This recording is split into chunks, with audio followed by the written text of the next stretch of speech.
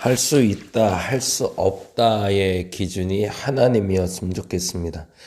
내가 할 수 있으니까, 내가 할 수 없으니까, 우리는 그렇게 기준을 정할 때 내 생각, 내 상황, 내 판단이 굉장히 중요한 기준이 되었지만, 하나님을 믿고 있다면 내가 할 수 있다, 내가 할 수 없다. 그 기준이 하나님이 되게 하여 주옵소서. 그래서 하나님이 원하시면 그 일을 이루어 주옵시고 하나님 원하시면 그 일이 이루어지지 않은 줄 믿사오니 하나님 그렇게 믿고 하나님을 신뢰하고 가장 옳은 것을 판단하고 결정하는 우리가 되게 하여 주시옵소서. 감사합니다. 고마우신 예수님 이름으로 기도드립니다. 아멘. 아멘, 아멘. 오늘은 출애굽기 13장에서 15장까지 보는 날이고요. 그 중에 14장, 14절에서 20절 말씀 같이 봅니다. 14장, 14에서 20절.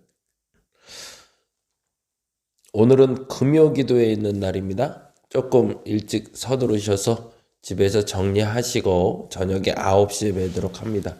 그리고 내일 토요 독서놀이 학교가 있어서 독서놀이 프로그램이 있어서 함께 정리하는 시간 갖습니다. 그래서 다 같이 기도한 후에 같이 정리하고 돌아가도록 하겠습니다. 금요기도에 빠짐없이 다 참석해 주시고 같이 기도하는 시간 되었으면 좋겠고, 하여튼 기도하기는 우리 청년들을 위한 예배가 금요일날 세워졌으면 좋겠다 싶은데, 그냥 단지 제 꿈이 아니라 여러분도 기도할 때마다 한 숟갈 같이 올려서 같이 기도해 주시면 감사하겠습니다. 그리고 어저께 아는경 집사님 그 실밥 뺐다고 얘기해 주셨더라고요. 이제는 조금씩 더 빨리 회복하실 것 같은데 빨리 회복하셨으면 좋겠고, 생각난 김에 말씀드리면 우리 조성득 권사님 둘째 딸이 있어요.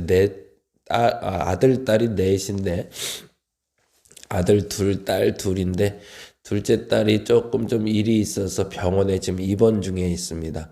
그래서 치료받고 있는데 치료 잘 받고 나올 수 있도록 기도해 주시고, 이제 우리 혜린 자매, 우리 지경구 집사님 딸 수술 준비하고 있는데 그 과정도 하나님 인도해 달라고. 그리고 우리 윤 권사님 이번 주에 응급실 좀 다녀오셨는데 속히 잘 건강 회복하실 수 있도록 하나님이 각 가정마다 아픈 사람을 지금 보내주시고 아픈 상황을 우리가 만나게 하시는데 이 상황들 잘 이겨내고, 그리고 이 모든 상황 속에서 하나님이 어떻게 역사하시는지 보는 시간들 되게 해달라고. 모쪼록 아픈 사람들 몸도 아프지만 마음도 아프지는 않게 해달라고, 그리고 그 몸의 아픔도 깨끗이 회복되게 해달라고 기도하는 저와 여러분 되었으면 좋겠습니다. 자, 14장 14절에서 20절 같이 한 목소리로 천천히 읽도록 하겠습니다. 출애굽기 14장 14절에서 20절입니다. 여호와께서 너희를 위하여 싸우시리니 너희는 가만히 있을지니라. 여호와께서 모세에게 이르시되 너는 어찌하여 내게 부르짖느냐. 이스라엘 자손에게 명령하여 앞으로 나아가게 하고 지팡이를 들고 손을 바다 위에 내밀어 그것이 갈라지게 하라. 이스라엘 자손이 바다 가운데 바다 위에서 마른 땅으로 행하리라. 내가 애굽 사람들의 마음을 완악하게 할 것인즉 그들이 그 뒤를 따라 들어갈 것이라. 내가 바로와 그의 모든 군대와 그의 병거와 마병으로 말미암아 영광을 얻으리니, 내가 바로와 그의 병거와 마병으로 말미암아 영광을 얻을 때에야 애굽 사람들이 나를 여호와인 줄 알리라 하시더니, 이스라엘 진앞에 가던 하나님의 사자가 그들을 뒤로 옮겨 가매 구름 기둥도 앞에서 그 뒤로 옮겨 애굽진과 이스라엘 진 사이에 이르러 서니, 저쪽에는 구름과 흑암이 있고 이쪽에는 밤이 밝음으로 밤새도록 저쪽이 이쪽에 가까이 못하였더라. 아멘. 13장은 무교절 얘기가 나오고 있고요. 12장은 유월절 얘기가 나오고 있어요. 여러분이 기억하실 때 유대인의 절기 중에 제일 중요한 절기가 유월절이라는 것 잘 알고 계시고요.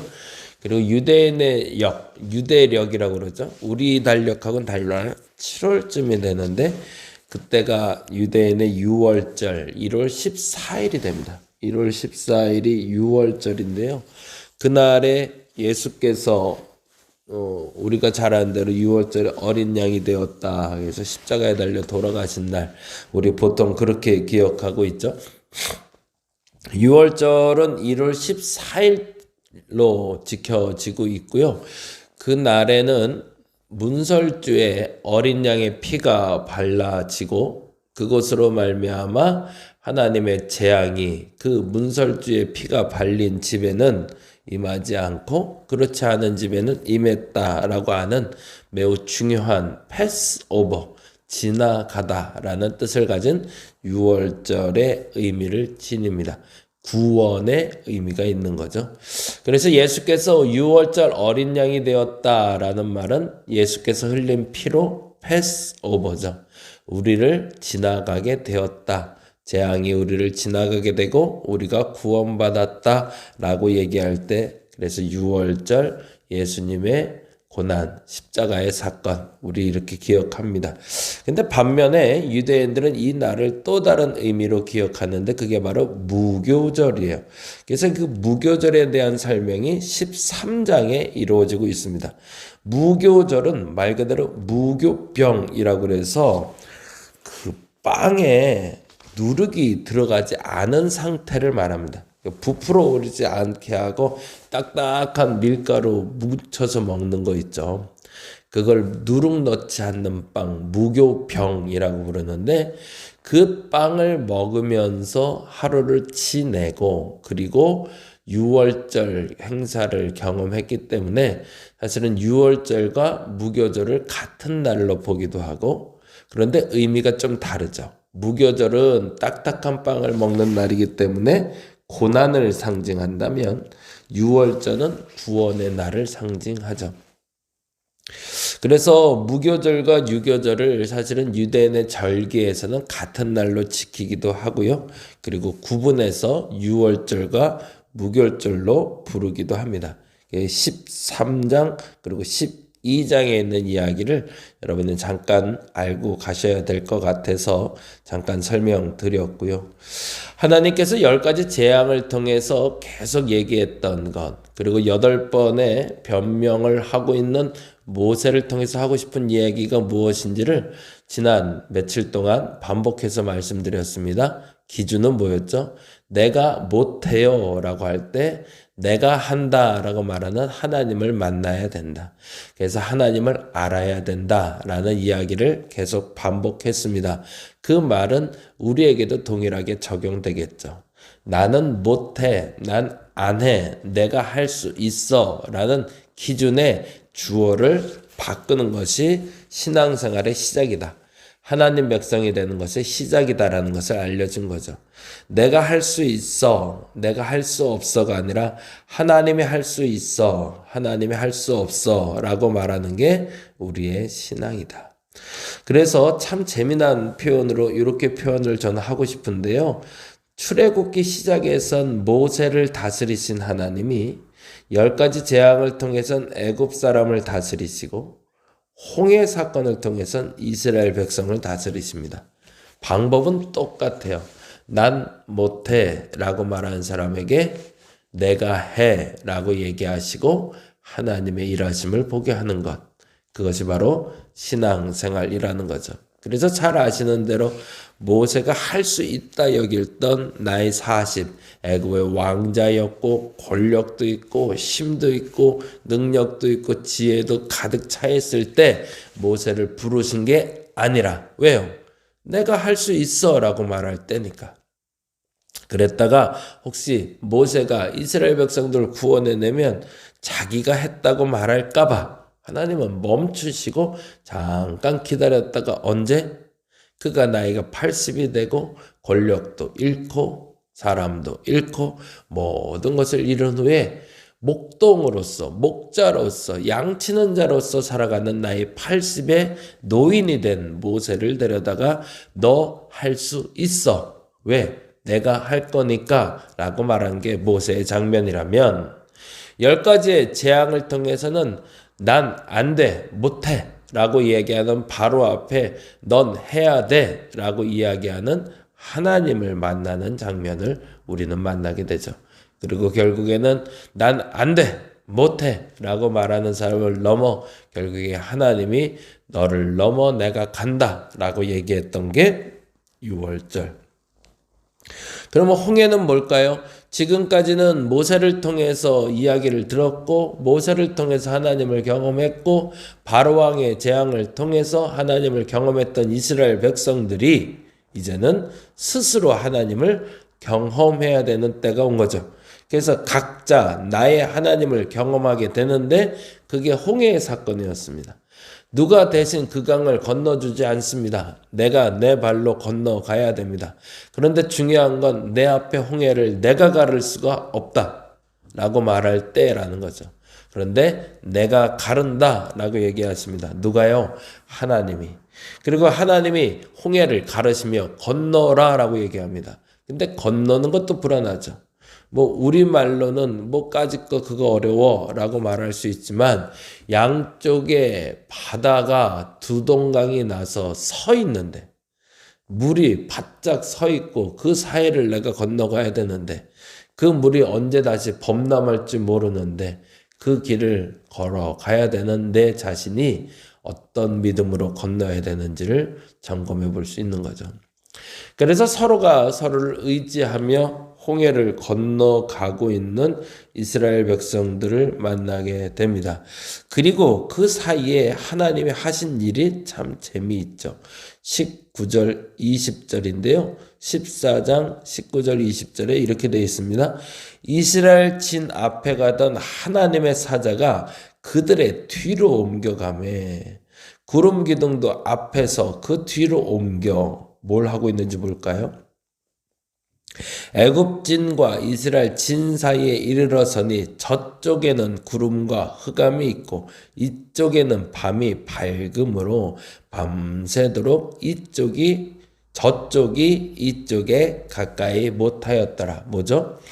양쪽 좌우에는 물이 서로 막고 있어서 서로 만나지 못하게 만들어 놓고 그리고 북쪽과 남쪽 소위 좌우로 보자면 북쪽과 남쪽 지금 홍해를 건너 가나안으로 가는 길 쪽에 반대편과 그리고 그 반대편이 서로 만나지 못하도록 하나님이 지키고 계시더라는 거죠. 그리고 결국에 그 사이로 이스라엘 백성들을 건너게 하시는 장면이 오늘 본문이 됩니다. 신앙생활은요, 시작은 그 누군가 절대자 때로는 나를 돕는 일을 통해서 시작이 됩니다. 그리고 주변의 상황을 통해서도 알아가게 되죠. 그리고 그게 맞나? 맞겠다라는 생각을 하게 됩니다. 그게 이스라엘 백성들처럼 모세와 그리고 바로의 사건이었다면 정작 신앙생활의 시작은 언제일까요? 홍해를 건널 때입니다. 저와 여러분에게 주어진 홍해를 이번 한 해 잘 건너실 수 있기를 간절히 바랍니다. 생각보다 어려울 수도 있습니다. 내가 생각하는 대로 쫙쫙 갈라지지 않을 수도 있습니다. 그런데 하나님이 하실 겁니다. 그리고 하나님이 갈라진 홍해를 내 발로 건너라고 하실 겁니다. 남들이 이제는 선택해 줄 수 없습니다. 내가 선택하고 내가 결단하고 내가 그 길을 가야 됩니다. 그리고 그 길을 가는 사람이 나의 신앙생활을 시작하는 사람이 될 겁니다. 만일에 그 길이 두려워 가지 못하면 홍해에 빠져 죽거나 애굽 군대에 빠져 죽을 수밖에 없는 운명이 되는 것처럼 내게 닥쳐올 고난도 내가 감당해야 합니다. 오늘은 그렇게 기도했으면 좋겠습니다. 내가 하는 거 아닙니다. 내가 할 수 없습니다. 그런데 하나님 하십니다. 하나님 이루십니다. 그 말이 분명해지는 저와 여러분 되시기를 간절히 바랍니다. 기도하겠습니다. 때때로 신앙생활을 한다고 하면서도 선택을 내가 합니다. 그리고 결정도 내가 하고 판단도 내가 합니다. 물론 내가 해야 될 일들이 있습니다. 그런데 중요한 건 하나님이 하신 일에 동참하는 것이지 내가 그 과정과 결과를 이루어가는 게 아님을 알게 하여 주옵소서. 하나님, 묘한 시간들이 흘러갑니다. 때로는 어느 시점엔 누군가를 따라가기만 하면 됐습니다. 때로는 어느 시점엔 관망하듯이 하나님의 역사하심을 본 때도 있었습니다. 그런데 이젠 내 스스로의 결단과 선택으로 하나님의 역사를 경험해야 합니다. 나의 신앙 내가 시작하게 하여 주옵소서. 하나님이 된다면 되는 겁니다. 그 믿음 갖게 하여 주시옵소서. 감사합니다. 고마우신 예수님 이름으로 기도드립니다. 다 같이 기도하고 돌아가겠습니다.